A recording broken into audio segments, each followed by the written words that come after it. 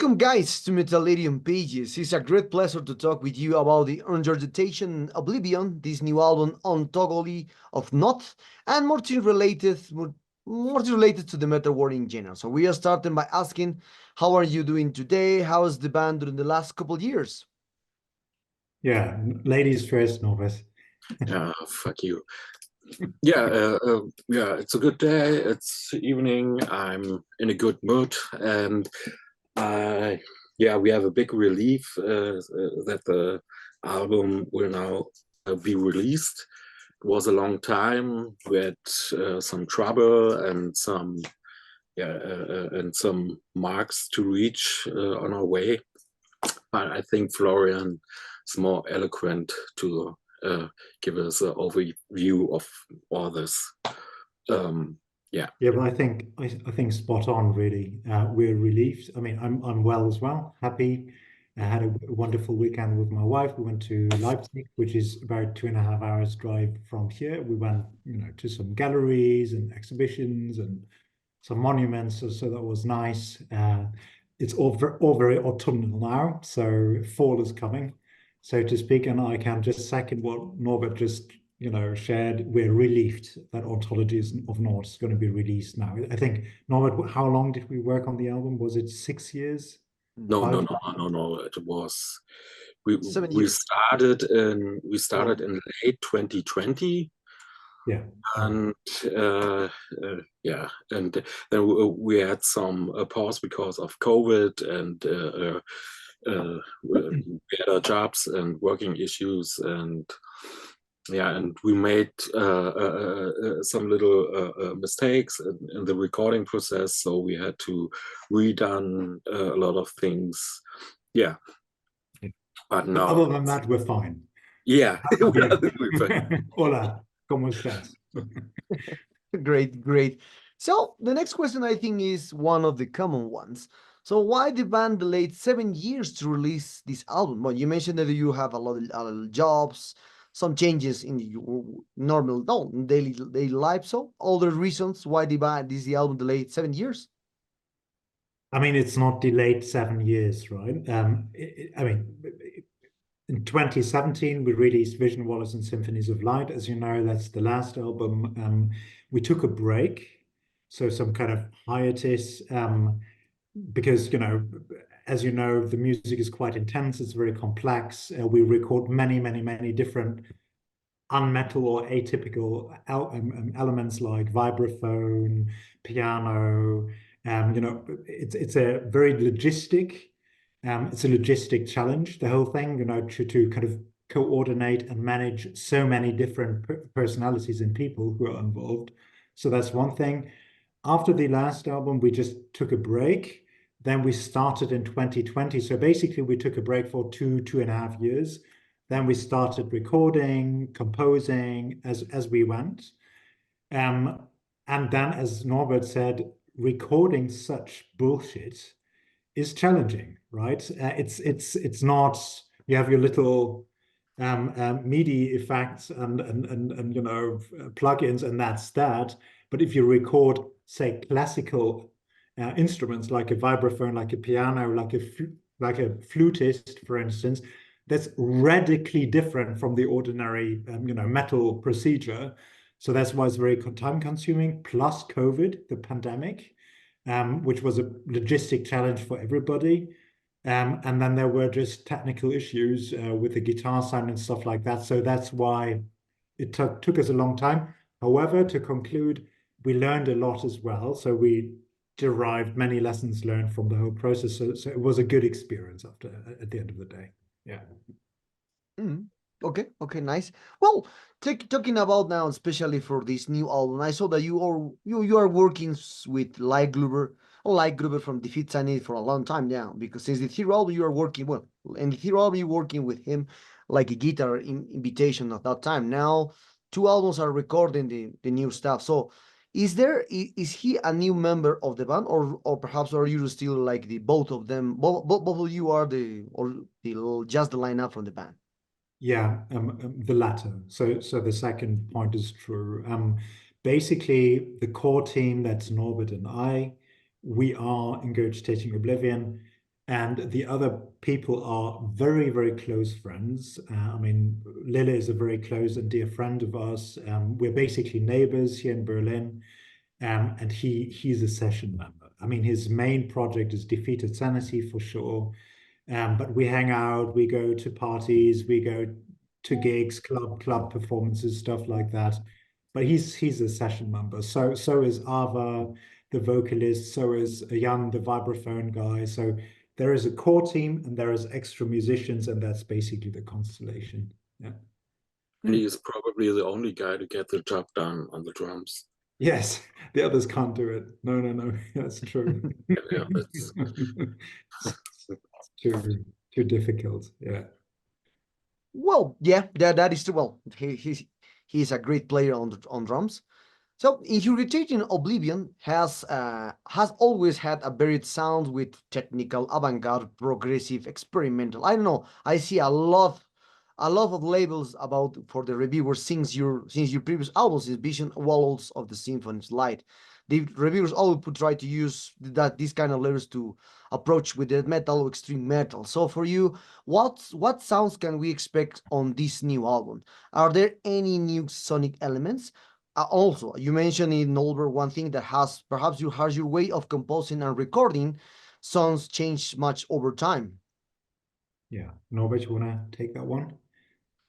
yeah, it's basically the same concept, but this time we gone deeper.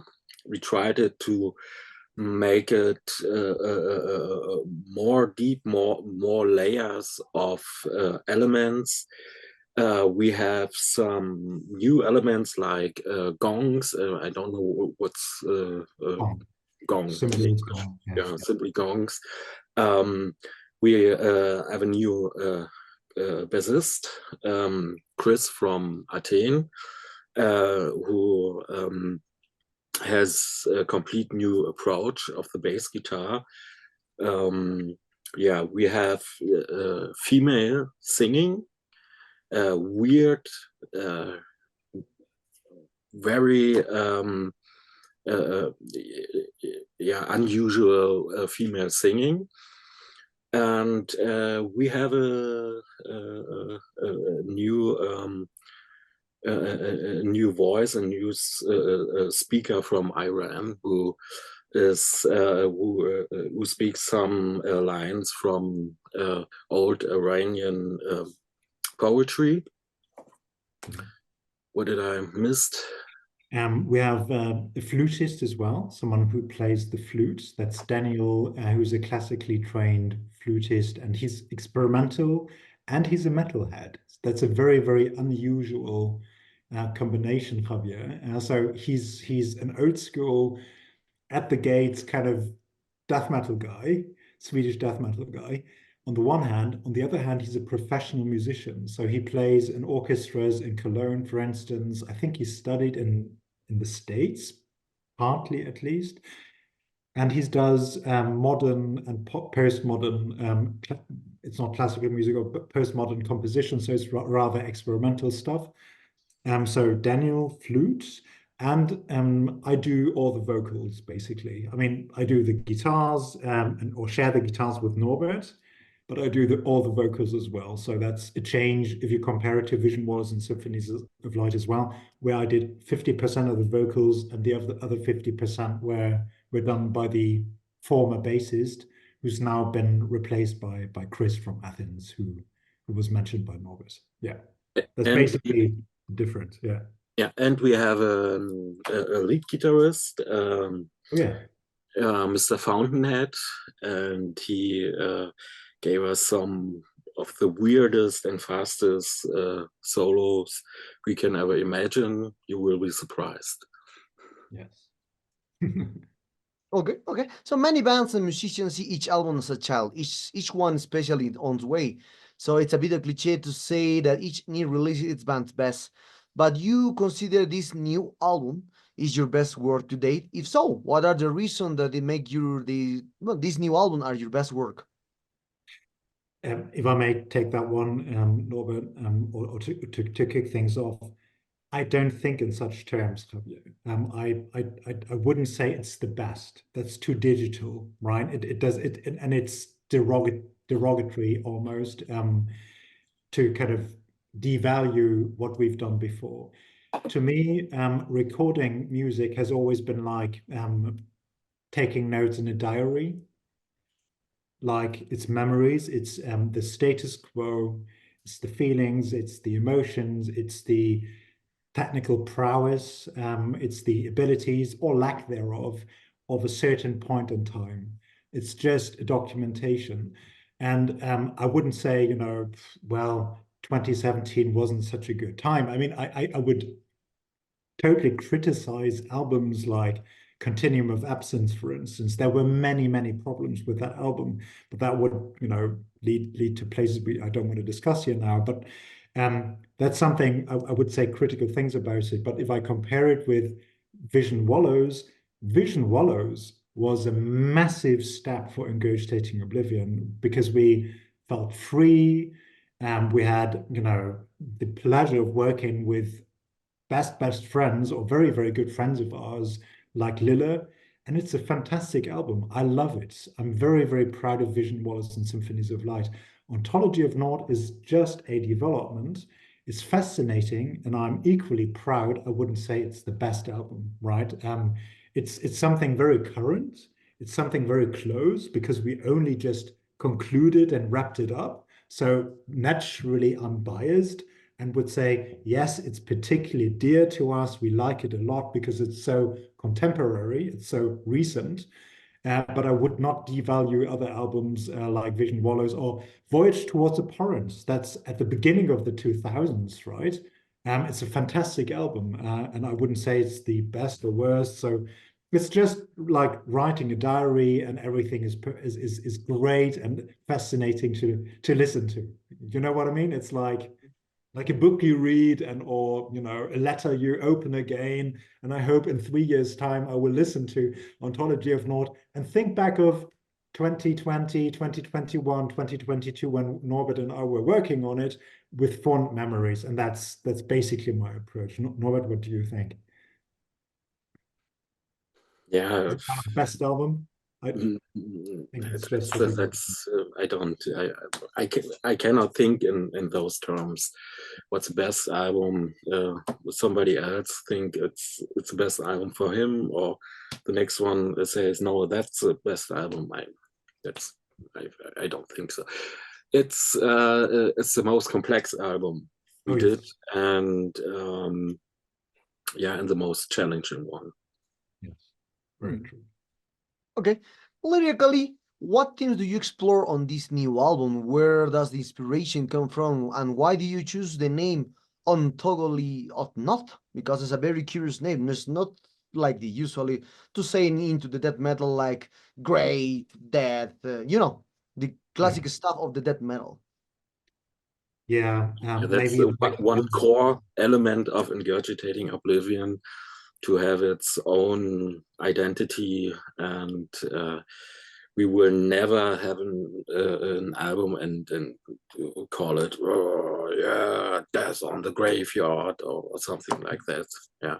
So, but I think Florian, who is the lyrical genius in the band, can explain this whole thing for you better. Yeah, well, thank you. No, I think the next album is going to be entitled Goat Penis of Death and Destruction. So that's the next, yeah, exactly. And we'll have like a split album with Anal Vomit, for instance. That'd be awesome. Or I don't know, Goat Lord, something. Yeah. An upside down wood cross. Exactly. Yeah, but no disrespect. I love all these bands, right? That's for sure. I mean, Norbert and I are completely into all kinds of obscure avant-garde, black metal, death metal, whatever. No, I think there is no particular topic I explore, Javier. It's I don't know.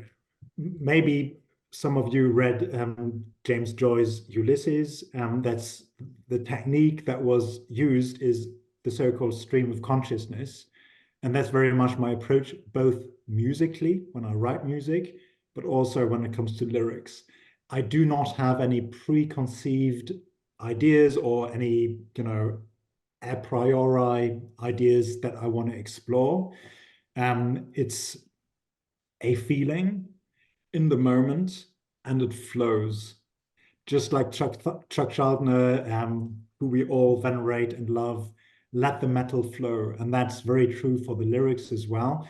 I think it's a manifestation to a certain degree of, if I may say so, my personality, the lyrics. I read a lot, of, I don't know, early 20th century literature. I don't know, Herman Melville might be a little older, but Edgar Allan Poe certainly, and Lovecraft, and I mean James Joyce, Jack London, and all these, William Faulkner, Blackwood, Algernon Blackwood. I love him a lot.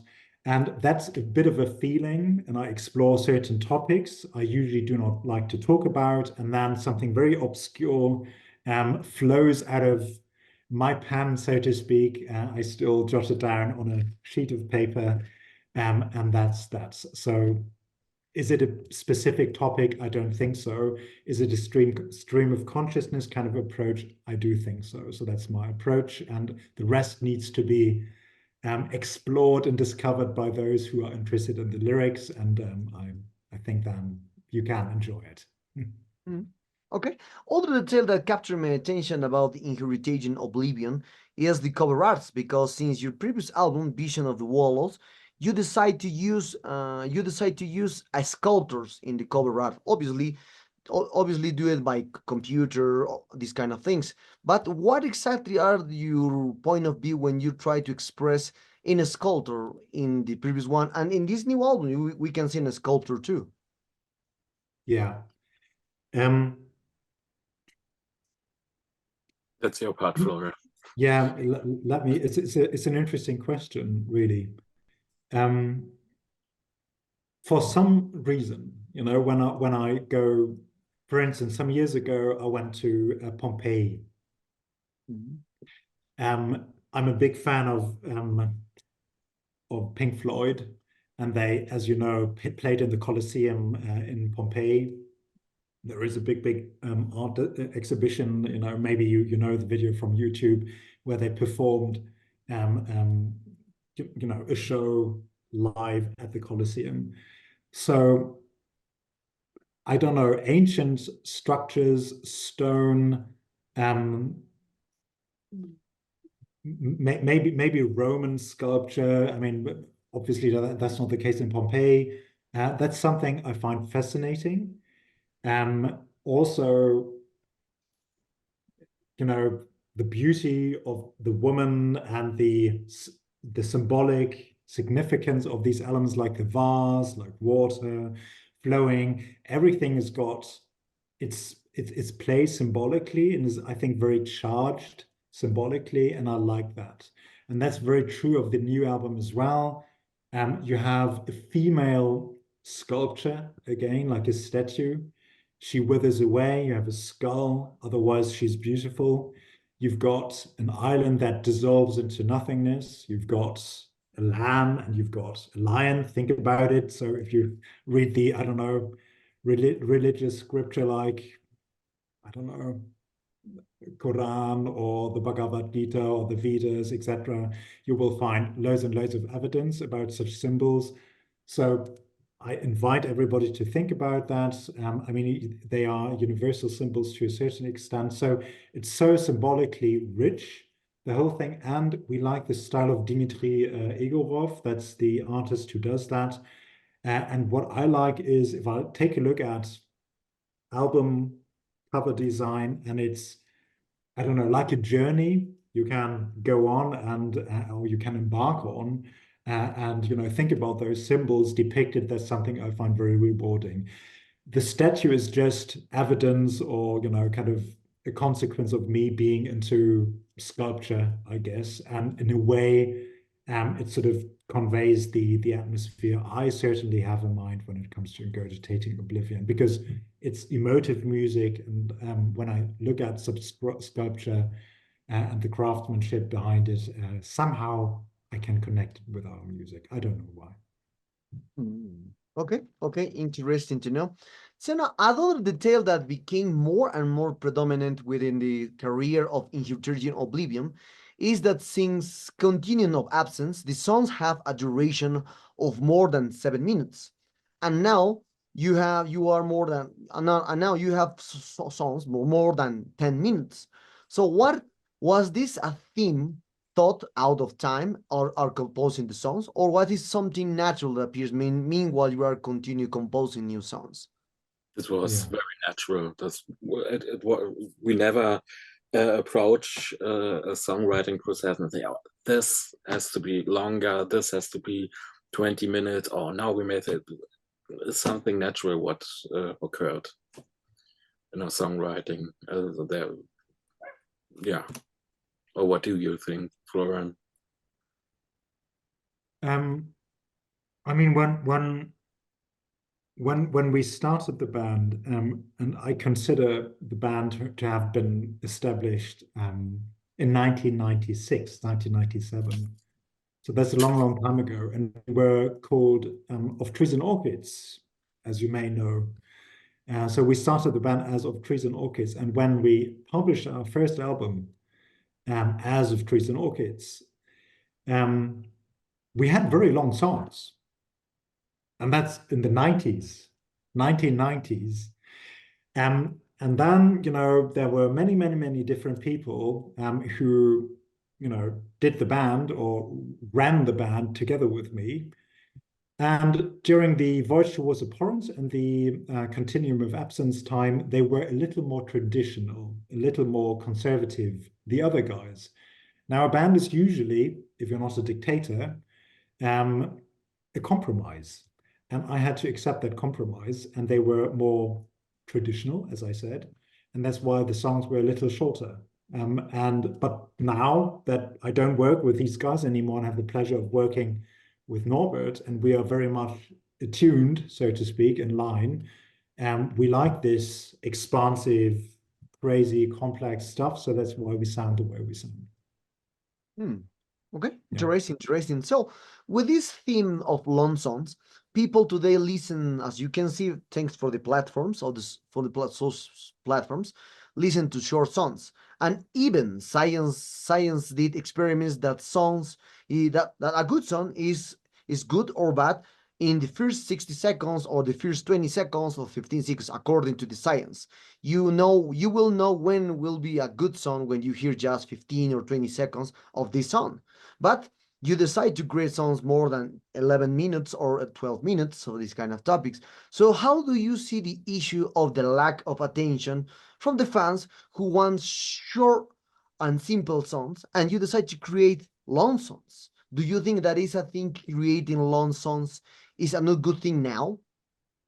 Norbert, you wanna? Don't care about this. We are not a country band with a contract from a big major label who say, oh, we have to do this and we have to act for the market like this. That's not in our head. We make music. We want how we want to sound, how we want to create, and don't think about what the fans could probably say. The song is too complicated, or maybe not complicated enough. We do what we do, and yeah, if you like it, okay. If not, go. Yeah. And I can just confirm what Norbert said. I don't care. You could say exactly the same thing about Portal.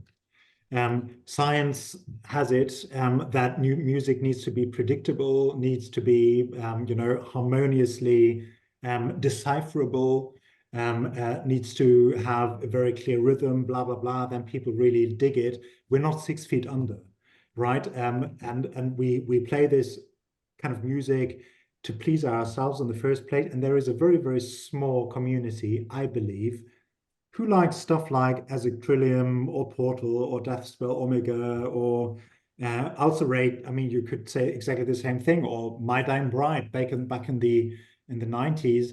As the Flower Withers, that's one of my big inspirations. Or Anathema, they played crazy long songs as well. Or Celtic Frost, one of my big inspirations as well into the Pandemonium. These songs were long, maybe not as long. Or Opeth, old Opeth, Morning Rise, etc. I still love it.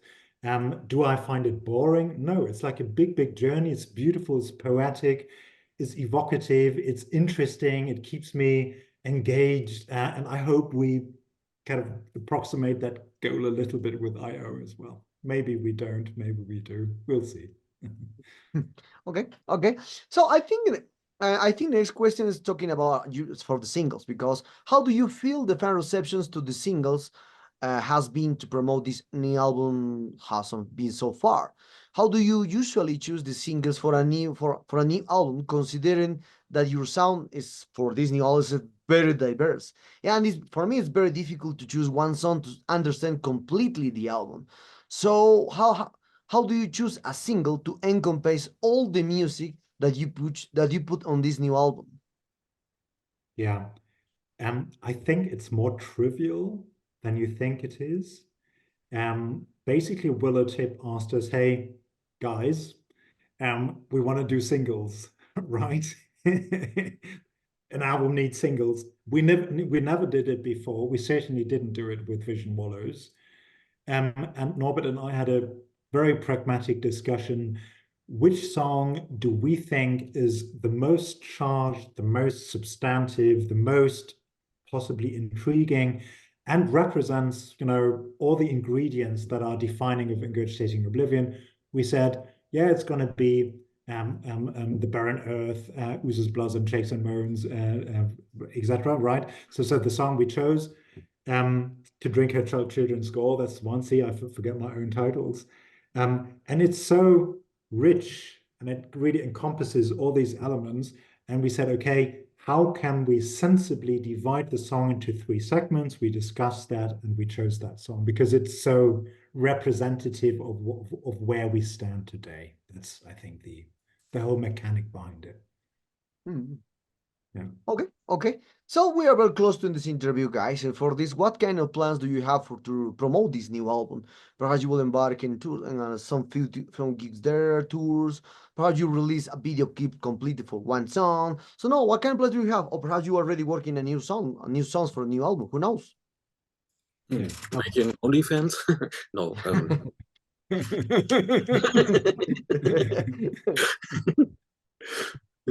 Yeah. Florian, go on. Yeah, I mean, interestingly, Norbert and I had a discussion about the next album. And I mean, we want to take a break now because it's been so taxing working on the last album, Ontology of an Art. So we'll take a break. But we are thinking, and usually it's an emotion. It's really about an emotion and some sort of inspiration. As I told you, I'm very much into sculpture. I don't know, can be Damien Hirst, can be Kiki Smith, can be Michelangelo, or the classics. Jeff Koons, obviously, right? So sometimes I just go to an exhibition, all of a sudden there is this inspiration. Or some like Roman architecture in Pompeii. All of a sudden there is this inspiration, and there it is, and there is the new need and this urge to create something new. So it's gonna come. I'm pretty sure about that. Probably we won't take such a long time like last time, and hopefully there's not going to be another COVID-19 pandemic that thwarts our plans. So there is new music coming, and there will be new musicians, and we'll explore this recipe of IO further. Regarding your question, when it comes to promotion, we want to promote the shit out of this album. right? I mean, we put so much energy and so much love and so much dedication into every detail. Think about it. If you work on a song that lasts 20 minutes and you think about every detail of like, I don't know how many tracks, it takes time. So it's so precious to us. And so we want this to be kind of successful. So if a couple of hundred people listen to it and like it, that's great. Usually it's the little stories, which I find rewarding. For instance, with Vision Wallows, I got such beautiful emails. Someone who suffered from cancer, for instance, who said, you know, this album really helped me. There was another guy, you know, I got emails during the pandemic. I'm so lonely. I'm devastated, or loved ones died, or you know, I can't leave the house, etc. Thank you for this music. That's something I wanna achieve. That you know, to really touch people, even though it's harsh and crazy music. It's got very beautiful elements as well. And that's something I'd love to achieve with Ontology of Naught as well. So we will promote the whole thing. And maybe, and that's my concluding remark here, maybe in the future we'll promote the whole thing live as well. I know Norbert is going to hate it, and maybe it's not realistic, I don't know, but I think one day we want to bring this to the stage as well again. I mean, years ago we played a lot of live shows, and I think some, I don't know, exclusive, beautiful shows in a nice location or venue, that'd be lovely. So this is my take. Norbert, what do you think? Yeah, it's it's also a money problem because it's very expensive to bring this on stage. We probably have to do a lot from tape, intros, parts in the mid of the song, because we can't take all the musicians for this on stage, and it would be so expensive. And yeah, we will see. We have to see. We have to try it out in a little more little environment or small shows. What we can do, what we can do with playback and two guitars, one bassist, one singer, one drummer, and so it's sound convenient for a live show. Yeah, that would be lovely. Okay. Well, one of the last questions for this interview has been a band with a varied sound. How do you see the issue of the labels? As I mentioned early, fans and media always try to label bands starting place like work, like I don't know, avant-garde, experimental, progressive. I know you can see there is a lot of labels trying to put in Ingurgitating Oblivion, especially. So, how do you describe your sound yourself? It is still we still consider that Ingurgitating Oblivion it is a death metal band, or perhaps it is not, or it's more extreme for you. From my point of view, I mean, obviously Norbert and I are both heavily inspired by all kinds of sounds. I mean, I mentioned as a Trillium, that's a crazy black metal band, Portal, Deathspell, Omega, but I listen to a lot of Norwegian jazz, Matthias Eick, Tryggvesheim, Arvo Pärt, that's I don't know, sequential classical music, is it? I don't know. Right. Anyway, from Estonia. So we are inspired by all kinds of very heterogeneous sounds, I guess. At the very heart, we are an old school death metal band. I love, I don't know, Morbid Angel, Obituary, all the old thrash classics like Possessed, Thrash, Death, whatever, Death, etc. That's where my heart lies, and we kind of add these extra layers because we care about other styles as well, not to pretend, not to be arty-farty or whatever, just because we enjoy it. That's it. But I think if someone who doesn't know anything about the band asks me, I say it's a progressive death metal band, or it's an avant-garde death metal band, or to put it very simply, it's a death metal band. period. And that's my point of view. Robert, what do you think? Yeah, same for me. It's we are progressive death metal bands with lots of other elements. Call it avant-garde, death metal, whatever. Doesn't matter anyway. You, it's Ingurgitating Oblivion. Okay. Well, guys, we come to the sad moment of this interview. I hope you enjoyed this interview as I did, and thank you very much for your time. This new album is a tremendous album because it has a lot of sounds into there. So, and maybe congratulations on this one. Maybe you have something to add to your Latin fans and obviously Metallarium followers. All right, yeah. I really hope the album touches you. I really hope that you enjoy embarking on this journey. I, usually use this analogy of going for a walk and discovering stuff and exploring stuff. And if you are into unpredictable, deep, kind of unconventional kind of music, I think this is the right place to go. Thank you very much for all your support. I'm in touch with many friends from Venezuela and Argentina, etc.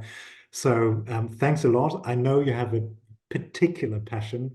It doesn't really matter. Whenever I talk to Lila, for instance, or to other friends who've toured Latin America, it's always beautiful stories of some kind of extra level of passion, and I'd love to play Latin America one day. Thank you so much. We love your passion and appreciate it a lot. So yeah, Latin America is always a good ground for every kind of metal bands, especially European metal bands love Latin America because of their metal passion. That's awesome. Schizophrenia. Yeah.